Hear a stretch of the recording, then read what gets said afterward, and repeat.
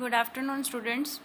आज हम चैप्टर 4 का जो हमने लीनियर ट्रांसफॉर्मेशन का टॉपिक स्टार्ट किया था उसी के एग्जांपल्स कुछ करेंगे।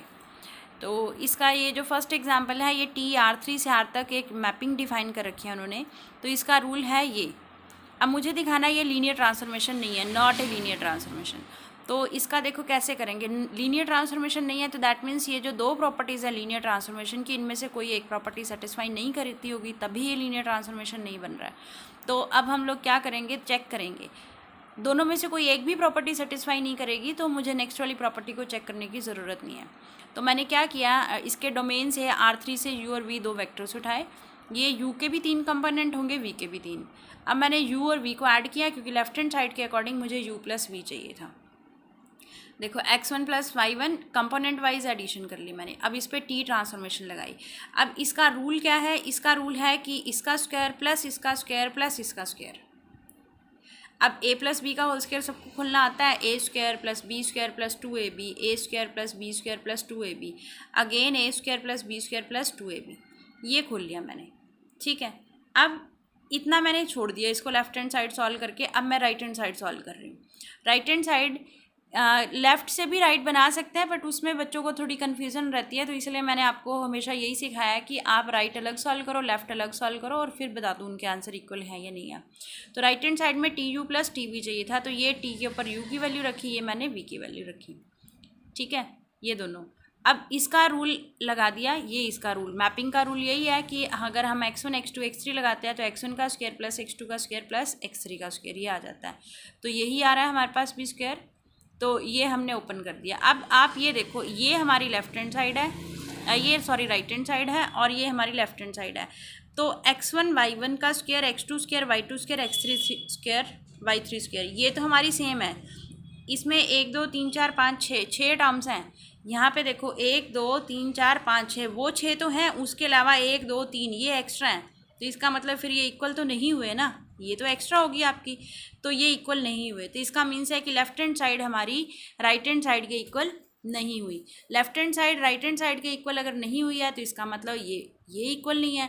तो अगर दोनों में से एक भी प्रॉपर्टी सेटिस्फाई नहीं की, मैंने बताया था, तो हम इसको लिख देंगे कि नॉट ए लीनियर ट्रांसफॉर्मेशन। तो ये एक नहीं की है प्रॉपर्टी सेटिस्फाई, तो इसका मतलब ये लीनियर ट्रांसफॉर्मेशन नहीं है। तो मुझे इसकी दूसरी प्रॉपर्टी ये चेक करने की ज़रूरत ही नहीं है, ठीक है। तो ये जो क्वेश्चन है ना, ये क्वेश्चन 15 में भी आया हुआ है, 16 में भी, आई थिंक शायद 13 में भी आया हुआ है। ये क्वेश्चन पेपर में पूछा हुआ है, KU में पूछा हुआ है उन्होंने, ये वाला। अब देखो सेम इसी तरीके से एक और क्वेश्चन है ये हमारे पास। इसमें भी हमें यही चेक करना है, R3 से R2 तक एक लीनियर ट्रांसफॉर्मेशन ऐसे डिफाइन कर रखी है, ये लीनियर ट्रांसफॉर्मेशन नहीं है, ये दिखाना है, नॉट LT। तो मैंने क्या किया, ये देखो रूल क्या है, मोड है ये, और ये y माइनस जेड है।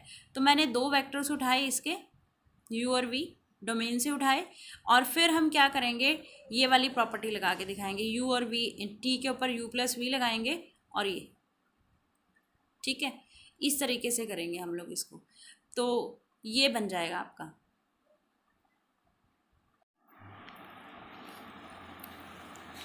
तो ये हमने ना U और V की वैल्यू रख दी है। अब देखो एडिशन वैसे ही होगी same, x1 plus x2 comma y1 plus y2 comma z1 plus z2, ये हो गया। अब हमारे रूल के अकॉर्डिंग क्या करना है, मोड लेना है x का, यानी ये इसका, और दूसरे में क्या करना है, इनको सब्ट्रैक्ट। ये मेरा लेफ्ट हैंड साइड का आंसर आ गया। अब हम इसकी राइट हैंड साइड का आंसर लेते हैं, T ऑफ U सॉल्व करते हैं। तो T के ऊपर मैंने U की वैल्यू रखी है x1 y1 z1। रूल क्या है, x1 का मोड और y1 माइनस z1। T के ऊपर V लगाया, x2 y2 z2, x2 का मोड y2 माइनस z2, ये आ गया देखो, ठीक है। अब मुझे क्या करना है, राइट हैंड साइड बनाने के लिए TU प्लस TV करना है। तो अब देखो TU प्लस TV, TU की वैल्यू है x1 का mode y1 minus z1, plus इसका है x2 का मोड, ब्लर हो रही है ये, y2 माइनस Z2। देखो अब ऐड कैसे करेंगे, component wise, mode x1 plus mode x2 comma y1 minus z1 plus y2 minus z2। मैं इसको रीअरेंज कर लेती हूँ।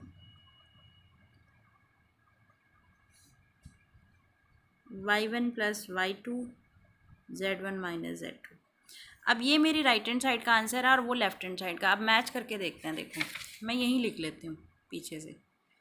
मेरी लेफ्ट हैंड साइड का आंसर था x1 प्लस x2 का mode y1 plus y2 minus z1 minus z2। अब आप इसको मैच करके देखो, ये बिल्कुल सेम है, पर ये दोनों सेम नहीं है क्योंकि हमारे पास ये प्रॉपर्टी होती है, ये प्रॉपर्टी होती है, ठीक है।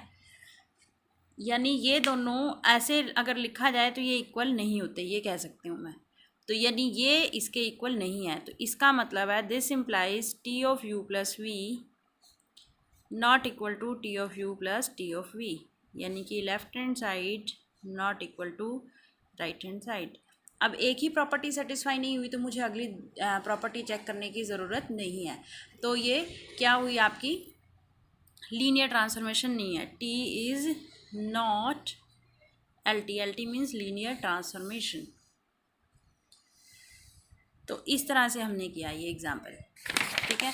इसमें भी पिछले एग्जाम्पल में भी नॉट लीनियर ट्रांसफॉर्मेशन प्रूफ करके दिखाना था, इस एग्जाम्पल में भी हमने नॉट लीनियर ट्रांसफॉर्मेशन प्रूफ करके दिखाना था। ये दोनों के दोनों आपके एग्ज़ाम में पूछे गए हैं फाइनल एग्ज़ाम्स में, ठीक है।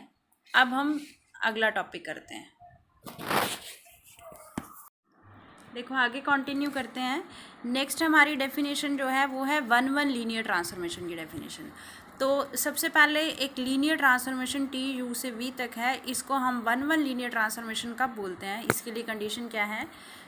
सभी एलिमेंट की बात कर रहे हैं, बताया था ना, ये साइन होता है फॉर ऑल। U1 U2 अगर कैपिटल U से उठा रहे हैं, U1 अगर U2 के इक्वल नहीं है तो इसका मतलब उनकी, यानी अगर एलिमेंट इक्वल नहीं है तो उनकी इमेजेस भी इक्वल नहीं हो सकती। TU1 not equal to TU2, T के ऊपर U1 लगा के इमेज ही तो आई उसकी, तो ये इक्वल नहीं हो सकती। या फिर इसको और ऐसे भी बोल सकते हैं हम 1-1 को कि अगर TU1 इक्वल टू TU2 है, यानी इमेजेस इक्वल हैं, तो इसका मतलब जो अंदर वाले पॉइंट्स हैं वो भी इक्वल होंगे। 1-1 के लिए ज़्यादातर हम ये यूज़ करते हैं। आपको याद होगा 12th क्लास में हम बोलते थे fx is equal to fy लेके चलो, अगर x is equal to y आ जाए तो उसको हम मैपिंग को 1-1 बोलते हैं। सेम उसी तरह से यहाँ पे इस लीनियर ट्रांसफॉर्मेशन को 1-1 बोलने के लिए हम ये भी कर सकते हैं या ये कर सकते हैं। ज़्यादा ये यूज़ होता है मोस्टली कि अगर इमेज इक्वल है तो इसका मतलब वो एलिमेंट भी इक्वल होंगे, तो उसको हम 1-1 लीनियर ट्रांसफॉर्मेशन बोलते हैं। 1-1 मीन्स डिफरेंट एलिमेंट की डिफरेंट इमेज। ये हमारा डोमेन है, ये हमारा कोडोमेन है, तो ये u ये v हो गया। तो डिफरेंट एलिमेंट की डिफरेंट, डिफरेंट एलिमेंट की डिफरेंट, डिफरेंट एलिमेंट की डिफरेंट इमेज, दो एलिमेंट की सेम इमेज नहीं आ सकती। ये हो गया मीनिंग। अब एक चीज़ और बता रखी है यहाँ पर कि जो 1-1 लीनियर ट्रांसफॉर्मेशन होती है उसका नाम इंजेक्टिव लीनियर ट्रांसफॉर्मेशन भी, मतलब 1-1 लीनियर ट्रांसफॉर्मेशन को हम लोग इंजेक्टिव लीनियर ट्रांसफॉर्मेशन भी बोलते हैं। आपको याद होगा 1-1 मैपिंग को हम लोग इंजेक्टिव मैपिंग बोलते थे, बस यहाँ पे लीनियर ट्रांसफॉर्मेशन लगा, तो 1-1 लीनियर ट्रांसफॉर्मेशन का दूसरा नाम है bijective linear injective linear transformation. अब इंजेक्टिव यानी कि 1-1 के बाद नेक्स्ट डेफिनेशन आती है हमारी ऑन-टू लीनियर ट्रांसफॉर्मेशन की। टी यू से वी तक एक लीनियर ट्रांसफॉर्मेशन दे रखी है, तो कह रहा है for each V belongs to capital V. देखो ये कोडोमेन है। 1-1 ऑन-टू की डेफिनेशन हमने 11th-12th में सीख लेते हैं हम लोग। तो यहाँ पर ये जो है कोडोमेन से कोई एलिमेंट उठाए तो there exist at least 1 U belongs to capital U, तो उसके कॉरेस्पॉन्डिंग एक इस डोमेन से एलिमेंट मिलना चाहिए सच दैट कि टी के ऊपर ये लगाएं तो ये इमेज में आना चाहिए। ये ऑन-टू की डेफिनेशन होती है, यानी कि यहाँ से कोई एलिमेंट उठाए उसके कॉरेस्पॉन्डिंग यहाँ से एक एलिमेंट ज़रूर मिलेगा कि इसके अंडर उसकी इमेज वो एलिमेंट आ जाए, ठीक है। और दूसरी उसमें हम लोग ऐसे वहाँ पे कोडोमेन समझते थे, जैसे यू वी डब्ल्यू है, यहाँ पे 1 2 3 है, तो इधर एक भी एलिमेंट ऐसा, यहाँ से मैंने 3 उठाया तो इसके कॉरेस्पॉन्डिंग मुझे इधर ये कोई एक मिल जाना चाहिए जिसकी इमेज आए। यानी ऑन टू का मीन्स होता है इधर कोई भी एक एलिमेंट ऐसा नहीं बचना चाहिए जिसकी इधर प्री इमेज ना पड़ी हो। ये होता है ऑन टू का बेसिक में मीनिंग जो हम लोग करते हैं, ठीक है। तो इधर से कोई भी उठाए उसके कॉरेस्पॉन्डिंग यहाँ से ज़रूर मिलना चाहिए एक ऐसा वेक्टर जिसकी ये इमेज बने। ये 1 2 3, ये तो मैंने एक एग्जांपल ले लिया समझाने के लिए आपको। तो ये ऑन टू, और ऑन टू का एक और नाम होता था हमारा surjective. Onto linear transformation को हम लोग सर्जेक्टिव लीनियर ट्रांसफॉर्मेशन भी बोलते हैं। फिर नेक्स्ट डेफिनेशन आती है वेक्टर स्पेस आइसोमॉर्फिज्म की। ठीक है, हमने 1 की डेफिनेशन कर ली, ऑन टू की डेफिनेशन कर ली, नेक्स्ट है वेक्टर स्पेस आइसोमॉर्फिज्म की। तो एक लीनियर ट्रांसफॉर्मेशन टी यू से वी तक, इसको आइसोमॉर्फिज्म लीनियर ट्रांसफॉर्मेशन कब बोलेंगे? अगर वो 1 भी हो जाए प्लस ऑन टू, मतलब वो लीनियर ट्रांसफॉर्मेशन तो है, प्लस में 1 भी हो जाए, ऑन टू भी हो जाए, तो उसको आइसोमॉर्फिज्म बोल देते हैं, वेक्टर स्पेस आइसोमॉर्फिज्म। ठीक है, ये तो हम यू कोई भी दो वेक्टर स्पेसिस हैं ये, इनको आइसोमॉर्फिक कब बोलेंगे? ये आइसोमॉर्फिक का साइन है। ठीक है, यू आइसोमॉर्फिक टू वी कब होगा? अगर वो लीनियर ट्रांसफॉर्मेशन टी, एक लीनियर ट्रांसफॉर्मेशन टी मिले मुझे यू से वी तक, कि वो लीनियर ट्रांसफॉर्मेशन 1 भी हो जाए और ऑन टू भी हो जाए। ठीक है, तो ये डेफिनेशन है आइसोमॉर्फिज्म की। याद रखना, आइसोमॉर्फिज्म के लिए दो कंडीशन है, 1 प्लस ऑन टू। और 1 हम पहले सीख चुके हैं कि ये 1 का क्या मीनिंग है, ये हमने 1 की डेफिनेशन की थी, फिर हमने अभी ऊपर ऑन टू की डेफिनेशन की थी। ठीक है, तो ये डेफिनेशन है वेक्टर स्पेस आइसोमॉर्फिज्म की डेफिनेशन। क्लियर, ये याद रखनी है आपने। फिर वेक्टर स्पेस आइसोमॉर्फिज्म देखो, 1 plus on two plus linear transformation. एक से क्या है ये? 1 है, ऑन टू है, और साथ में क्या है? लीनियर ट्रांसफॉर्मेशन है। तो 1 ऑन टू लीनियर ट्रांसफॉर्मेशन का दूसरा नाम होता है बाइजेक्टिव लीनियर ट्रांसफॉर्मेशन। देखो, 1 को बोलते हैं इंजेक्टिव, ऑन टू को बोलते हैं सर्जेक्टिव। इंजेक्टिव प्लस सर्जेक्टिव बनता है बाइजेक्टिव लीनियर ट्रांसफॉर्मेशन। साथ में लग गया। हम वहाँ पे 11th में पढ़ते थे ना, 1 ऑन टू, यानी कि injective plus surjective is equal to bijective. तो यहाँ पे 1 ऑन टू लीनियर ट्रांसफॉर्मेशन को बोलते हैं बाइजेक्टिव लीनियर ट्रांसफॉर्मेशन, ये याद रखना है। फिर उसके बाद आ जाती है equality of two linear transformation, मतलब दो लीनियर ट्रांसफॉर्मेशंस इक्वल कब होंगी? तो दो लीनियर ट्रांसफॉर्मेशन को इक्वल हम बोलने के लिए क्या बताएंगे? एक तो दोनों लीनियर ट्रांसफॉर्मेशन यू से वी, मतलब सेम वेक्टर स्पेसिस के ऊपर होनी चाहिए। ये नहीं कि ये यू से वी है और ये किसी और से पे है, वी टू यू हो गया जैसे। तो T1 T2 यू से वी तक ये दो लीनियर ट्रांसफॉर्मेशंस भी होनी चाहिए पहले, सिर्फ मैपिंग्स नहीं होनी चाहिए, साथ में लीनियर ट्रांसफॉर्मेशन भी होनी चाहिए। तो अगर इन दोनों लीनियर ट्रांसफॉर्मेशंस को इक्वल कब बोला जाएगा? आप क्या करो, डोमेन में से इनका कोई एलिमेंट उठाओ यू, तो T1 पे उसकी इमेज निकालो, T2 पे उसकी इमेज निकालो। तो अगर वो दोनों इमेज उस पॉइंट पे इक्वल आ जाएँ तो उसको इक्वल बोलेंगे। सिर्फ एक पॉइंट पे नहीं, ये याद रखो, यहाँ लिखा है फॉर ऑल, मीन्स कि इसके ये यू है डोमेन और ये वी है, यहाँ से कितने U1 U2 U3 U4 ये, तो T1 एक मैपिंग अलग से है, और ऐसे ही U और V के बीच में T2 एक मैपिंग अलग से है। रूल अलग अलग डिफाइन होंगे, एलिमेंट U1 U2 U3 ये ऐसे चल रहे हैं। तो यहाँ से U1 उठाया, T1 की इमेज देखी, यहाँ से U1 उठाया, T2 की इमेज देखी, यहाँ से मैंने U2 उठाया, यहाँ से U2 उठाया, यहाँ से T1 के ऊपर U3 की इमेज चेक करी, यहाँ से T2 के ऊपर U3 की इमेज चेक करी। इसका आंसर भी अगर इनके आंसर आपस में सेम आ रहे हैं, हर एलिमेंट के सेम आ रहे हैं, तो इसका मतलब ये हर एलिमेंट के ऊपर एग्री कर रही हैं, तो दैट मीन्स ये दोनों लीनियर ट्रांसफॉर्मेशंस ही आपस में क्या होंगी? इक्वल होंगी। तो हम इन दोनों लीनियर ट्रांसफॉर्मेशन को क्या बोल देंगे? Equal linear transformations. ठीक है, तो ये इस एक्सरसाइज 4.2 की कुछ बेसिक डेफिनेशंस की हैं। अब तक क्या क्या बेसिक डेफिनेशंस की हैं हमने? एक डेफिनेशन की हमने 1 लीनियर ट्रांसफॉर्मेशन की, फिर नेक्स्ट की है ऑन टू लीनियर ट्रांसफॉर्मेशन की, फिर हमने किया है वेक्टर स्पेस आइसोमॉर्फिज्म की डेफिनेशन, और उसके बाद हमने किया है ये वाली next equality of two linear transformation की डेफिनेशन।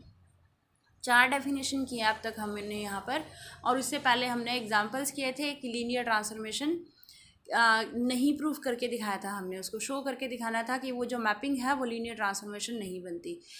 ठीक है, तो 1 हमने पढ़ लिया, 1 पहले भी पढ़ चुके हैं, डिफरेंट एलिमेंट के डिफरेंट इमेज आएगी। ऑन टू 1 का दूसरा नाम इंजेक्टिव। ऑन टू पढ़ा हमने कि को डोमेन से कोई भी एलिमेंट उठाएं उसकी प्री इमेज ज़रूर एग्जिस्ट करेगी, वो ऑन टू होता है।